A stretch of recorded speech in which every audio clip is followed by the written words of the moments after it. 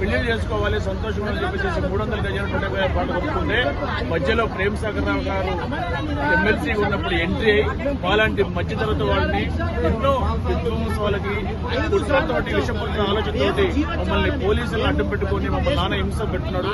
మేము ఫ్లాట్లు కట్టుకుంటుంటే రేకుల రూమ్లు కడితే రేకుల రూమ్ కూల్చేసేసాడు. అదేవిధంగా కొంతమంది లేడీస్ మాకు ఇల్లు ఉందని చెప్పేసి అడగదు, అక్కడ కూడా వాళ్ళకు కూడా ఆయన ఆశ్రమం లేకుండా చేసేశాడు.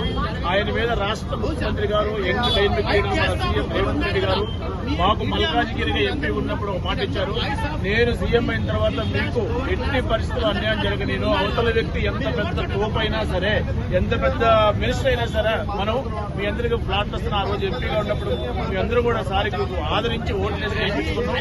ఆ రోజు అయిన తర్వాత ఈ రోజు రాష్ట్రానికి సీఎం అయ్యారు. తెలంగాణ రెండో సీఎం గా మన రాష్ట్ర ముఖ్యమంత్రి రేవంత్ రెడ్డి ఉన్నారు.